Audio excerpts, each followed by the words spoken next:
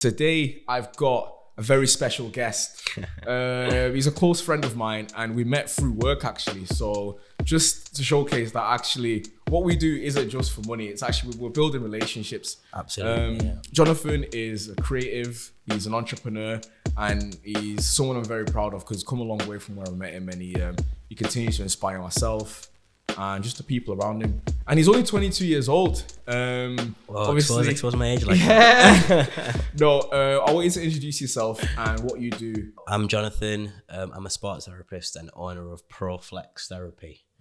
Yes. Final year physio student, studying at Salford University. Started this business about a year and a half ago from my apartment, funny enough.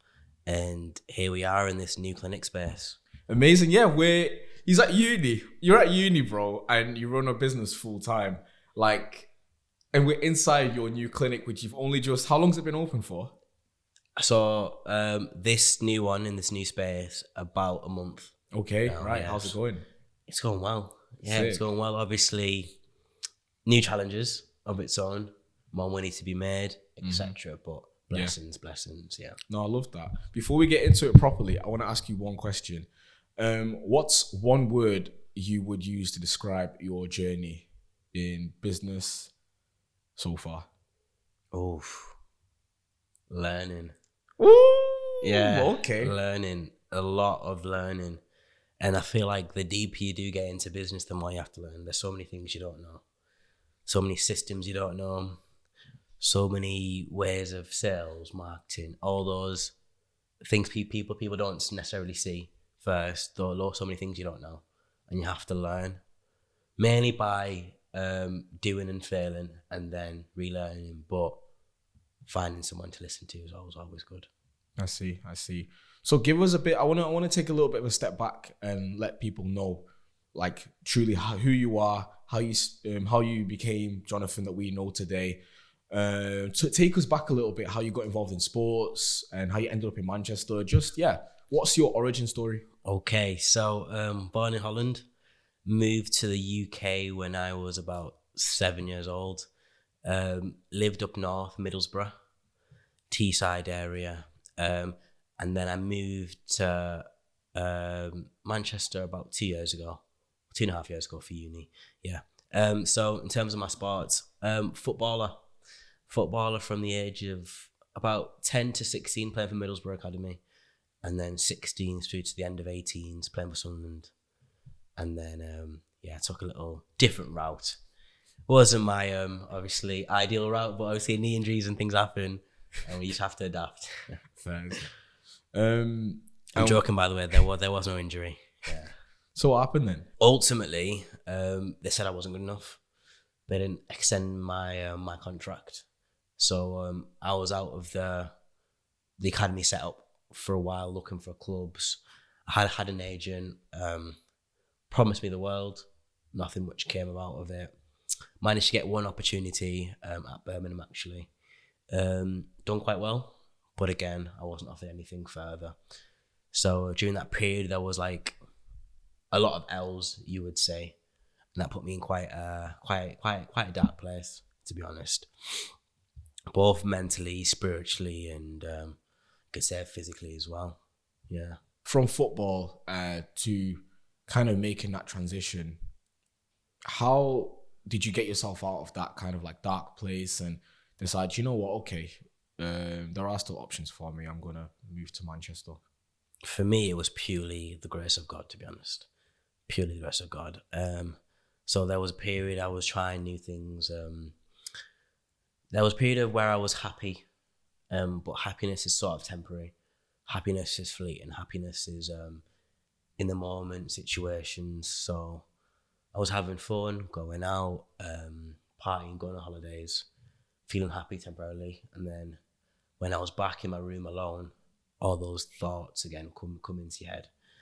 Especially as a young person who their whole life and identity was football, to come out of that and to be put into the real world, working in a warehouse, playing semi-pro, it was a huge sort of transition and a change. I went from not having to work and lift a finger up in my life to being like shouted at and stuff, like a warehouse or something, and I'm breaking my back. So it was very much a reality check and change, and also how hard you're working for a sum of money, as well as a big reality change. So yeah, I would say that it was a real challenge for me, to be honest, and it was more of an identity crisis because I didn't know who I was outside of football. My whole life I was Jonathan, Jonathan the footballer, from 10 till 18. And then once that football was taken away from me, it was like, okay, who really am I? Like, who am I inside? Do you know what I mean? So yeah, that was like a transition which was needed. And I'm glad it happened early rather than later, because it could have happened when I had, I don't know, children, a wife, things like that. But it happened early, and I'm grateful for it. As hard as the period was, I'm grateful for that sort of transition in my life, yeah. Okay. So you transition from football and you come to uni and you study physiotherapy. And yeah, then you decide to start a business, of course. What was that? Tell us about that part of your journey. So coming to uni and actually discovering what you could become and what you could do with physiotherapy. Yeah, so funny enough, I actually applied straight after football and I got rejected from the same uni I'm in today. And then a year later, I managed to get in.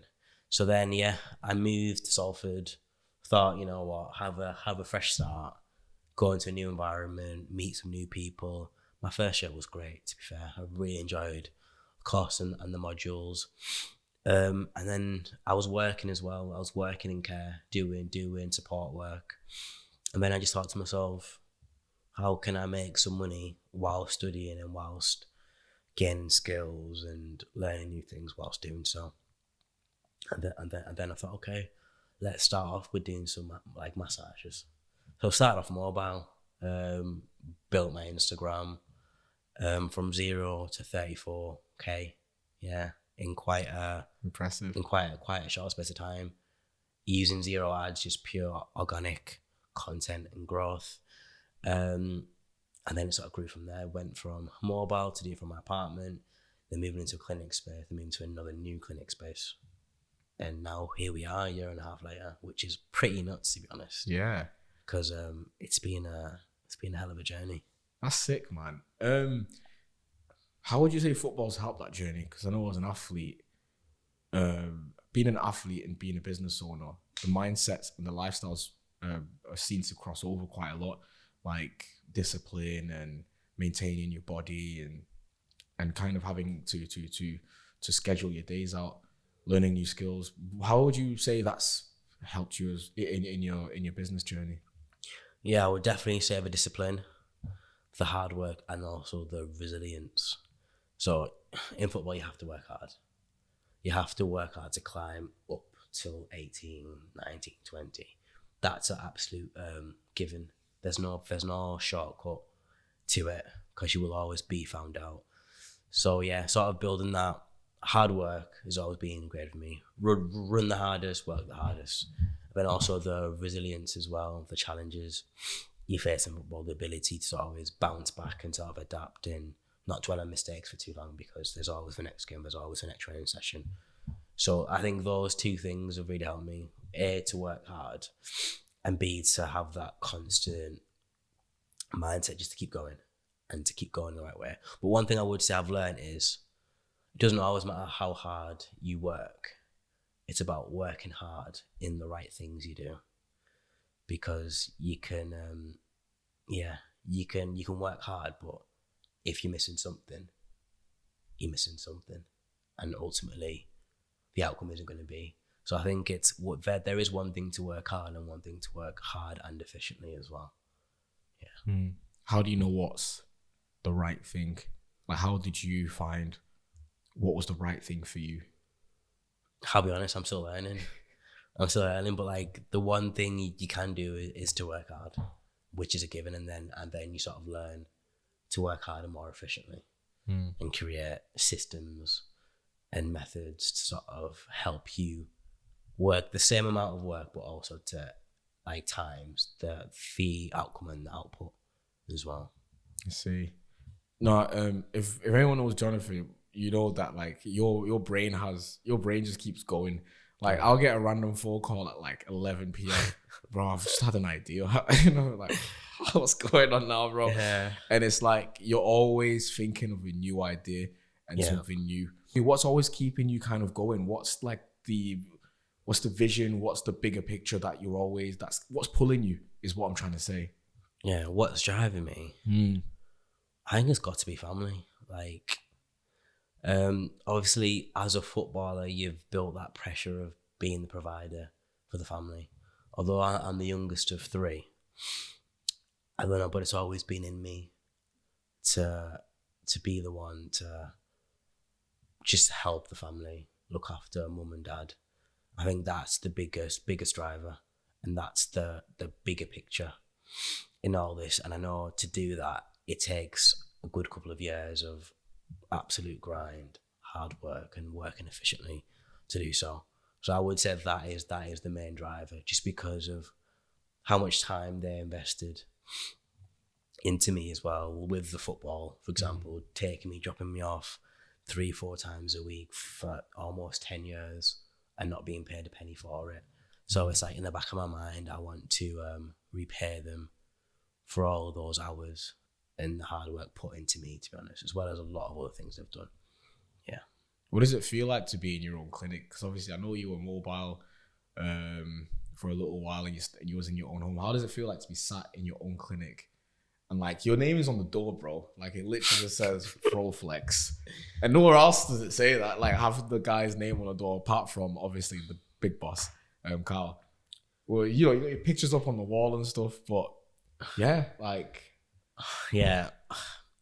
I mean, it's hard to describe, but I always feel I'm just level 1 of level 100. And I'll be so real. This is great and I'm grateful, but there's so much more I can be doing and there's so much further to go. So yeah, I'm grateful and content to be in this clinic, but I also know this is just another stepping stone to push on, because yeah, there's so much more I can do. So I don't like to sit and dwell, think, yeah, I've made it, when I haven't just yet. Yeah. Oh, I see. You're still at uni. You know, you've got a personal life and you have this place. How are you balancing all of that? It's a brilliant question. I think what I'm finding out recently is just balancing all whilst still having the energy to keep going and to keep pushing towards the end goal and still having time for everything. The only positive thing is I have 2 months left. So that's what I'm looking forward to. So I feel like the hard part's over. So now it's just the final push. But there were times it was tough. There were times I was on placement doing 40-hour weeks and then coming into clinic doing another 20, 30 hours. Some days it would be 8 till 10, 8 till 11 days and then repeat. So there's obviously the challenge in that, but I feel like I can get through anything, to be honest. So it feels like a minor problem in the grand scheme of things. Do you know what I mean? Yeah. I love that, man. Where's that mindset come from? I guess it's just knowing who you are. And like, as a Christian, I do know one thing, that no matter the good, the bad or the ugly, I'm going to be okay. So all I can do is keep pushing and keep on praying, to be honest. Yeah. It's word, man. Yeah. It's beautiful, bro. Yeah. Okay. So how do you, because the one thing obviously I know what's it called? It is a sacrifice. Like something's got to give. And you know, you're pretty good at maintaining your energy, going to bed on time, you know, eating the right foods. I won't say I'm the best, yeah. But yeah, what's something you think has dropped off? What's something that you've spinning all these plates? What have you lost or had to sacrifice to make it work? I feel like friends, to be honest. A lot of acquaintances, not that many close friends, I would say. Partly my fault, because of you not checking in and checking up on people.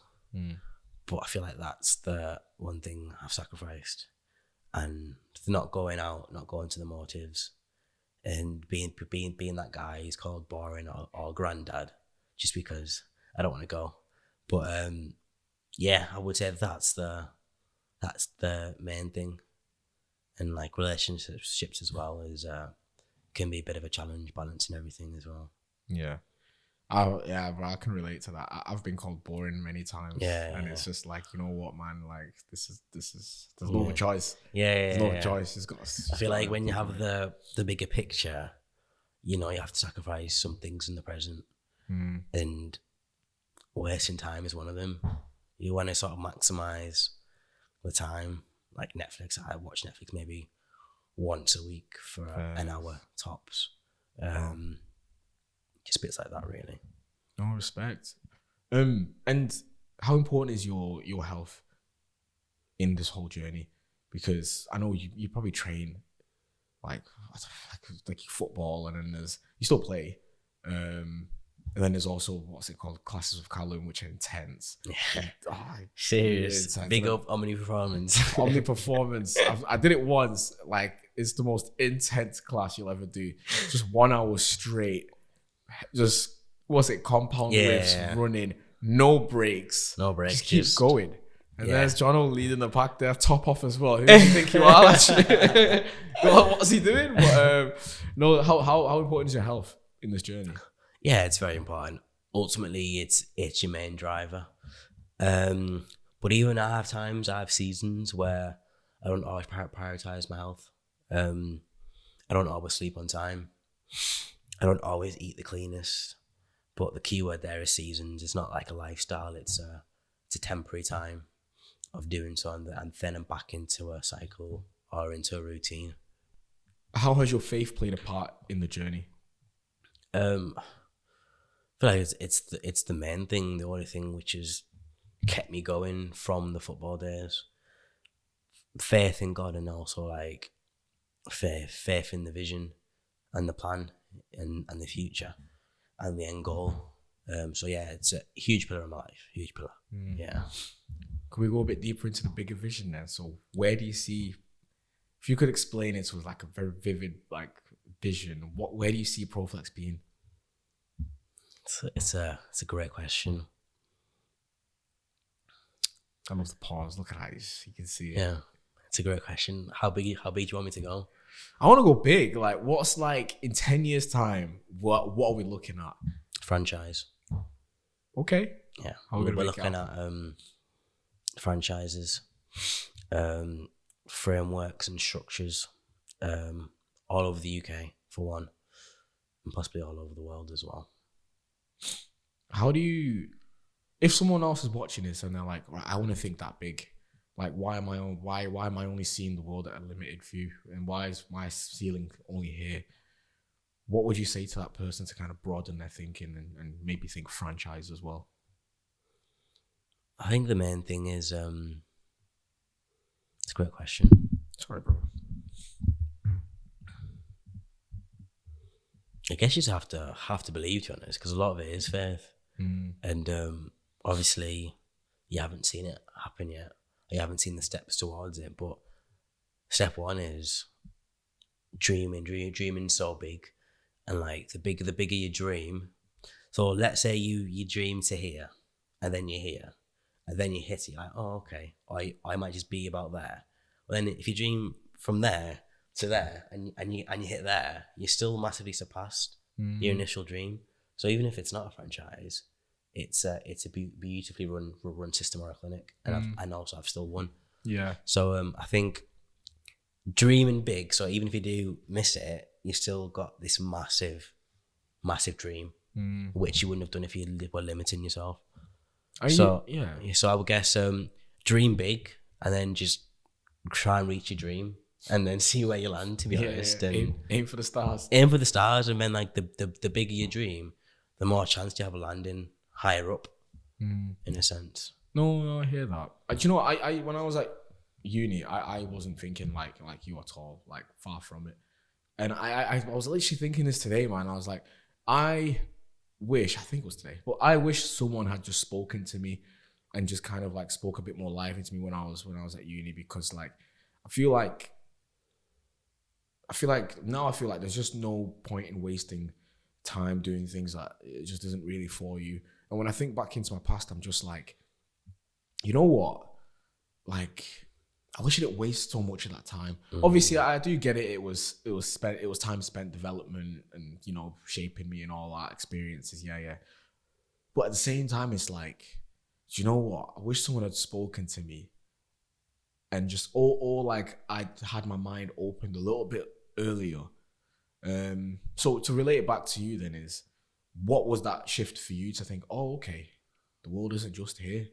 I can do this. I can do way, way bigger than I ever thought before. I think it was the transition from obviously football being my whole life and world to not being in it, and then having to think, okay, how else can you make money outside of football? How else can you do things? And then sort of exploring options, then actually seeing, okay, you can still do a lot of things and then not being in football. Because bearing in mind, from 0 to 18, football. Locked in. I didn't think about uni. I didn't think I'd ever be in uni. If you asked me 5 years ago, would I be here sat in Manchester in a clinic doing a podcast with you? I'll be like, no chance. I'll be on the in the big leagues. yeah. But Sky Sports. Sky Sports and stuff. But everything happens for a reason, and I wouldn't change it, to be honest, because it's life lessons. It's life lessons I've learned early rather than later, and it's life lessons which I can use now to propel my life forwards. Yeah. And I noticed that you mentioned that you had a identity crisis, and everything was so linked to football. And obviously now you've got something else, which is, you know, like driving you forward and stuff. Deeper question, but if you lost this and you had to start again, would you have potentially that same identity crisis again? No, I wouldn't. Purely because now my faith and trust is in God rather than my own. And like I said before, no matter the situation, the good, the bad, I'm going to be okay. I'm going to be blessed regardless. Yeah, wow. You know, when I lost my first business, the clothing brand, I had a bit of an identity crisis because you know, it just gave me so much purpose, and I was just like, yeah, this is it. I'm gonna put everything I have into it, and I did, and I lost it, and I thought, who even am I? And the biggest lesson I learned was, don't get attached. Don't get emotionally attached to a business. And I think a lesson like that really does like change you as a person. Yeah. And now it's like, I could, you know, God forbid, but I could lose one word productions and be like, oh, that's really sad. However, I know who I am. I know what God I go to the warehouse. Yeah, I'll go to the warehouse. Yeah, sack some bread. That back. yeah. And then go again. Run the whole game back. And you'll see me in a year or so. Yeah, I'll shout you next year. I'll be back. But no, I love that, man. Yeah, absolutely. And I think with that as well, it applies to relationships as well. Relationships, jobs. When you attach yourself to things which can, let's say a job, it can make you redundant. Or a girl can break your heart, or your family member might like maybe betray you.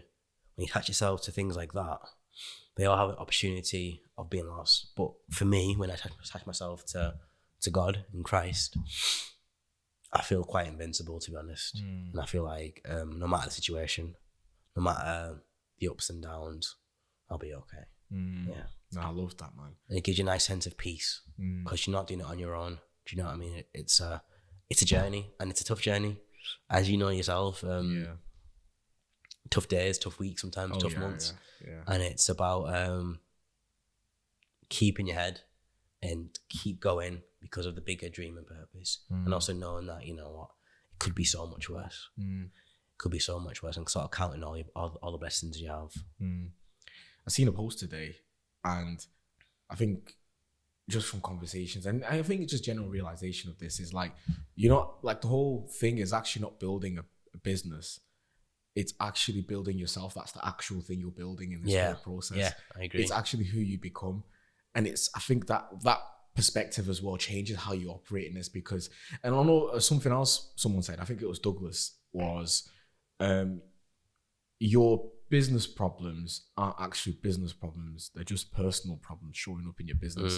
So if you fix your personal problems, the chances are you'll most likely fix your business problems. Yeah. If things are happening on time, if you've running low on time and you're not efficient, go to bed earlier.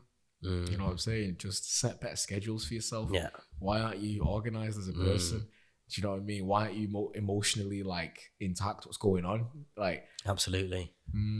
Yeah, no, it's really good, that point, actually. Yeah. Yeah, and that is, it's like, as I've been saying, it's that learning. And you're constantly learning about business and also about yourself. Yeah. And how you can implement new learning into yourself and your business. And it feels like it's like a never ending it's like a never ending hole. You just keep digging. You just keep digging, like, you know what I mean? You just keep on digging. But like the deeper you get, the more you know, the more you know things you don't know. Do you know what I mean? And it's it's humbling. Okay. Last two questions. So you're really big into investing. I've seen you invest in social media, seen you invest in obviously video production. We've worked together, but like, which is very different from people who are starting off or in our stage of businesses. They'd rather spend time learning something or spend time learning something and implement it themselves. But you would much rather spend money. You'd rather lose out on your cash flow and just have someone do it for you or invest in like a process. Why did you start doing that so early on? I guess it's the valuation of time, I guess. If I can't do something, you can learn it and implement it. But if it's like a one-time thing I need to be done, whether it's like a website being built or something, rather than spend 20 hours or 30 hours learn how to build one website, I feel like I can pay someone to build it for me, and then have one website. If I was going to be using that as a business, website creation, absolutely, I would want to be learning the ins and outs of website building. But if it doesn't directly apply to the business, I feel like it's better just to take the cash flow loss and implement it to then help you generate more money, essentially. Yeah, but I think with that though, it shifted a little bit. I would say there's things I've been wanting to learn more of to implement myself, but longer term, when I'm at those higher levels, it's going to be okay. My time is too valuable. Let me just get someone to do everything for me, in a sense. Just do it for me, lad. So what's one thing you're looking forward to in the future now? Could be anything. That's a good question. Probably holiday. Just a break. Just a break. Yeah. I just think I take it day by day. Obviously you have your longer term plans, but then it's just every day, what can you implement to make your business 1% better, to make yourself 1% better. So I'm constantly listening to podcasts, videos, things like that, just to improve all aspects of the business and improve aspects of my life as well. So I'm just looking forward to the future in general, but just day by day, 1% better, and just keep on pushing and working hard. No, I love that, man. No, Jonathan, bro, it's been a privilege. It's been a privilege to be a part of your journey, bro. It's been a privilege to have met you through the journey. Yeah, it's been a blessing. Yeah, I wish you all the best, all the success, man. And I'm pretty sure you're going to have that franchise. So, by the grace of God, yeah. I think we'll end the podcast there. Sweet. Thank you for joining us again. Thank you for having me. Thank you for listening to my rubbish. 2 bozos and a mic. 2 bozos and a mic. That's it. That's it. Good stuff. Lovely. Amazing, bro. Right, done.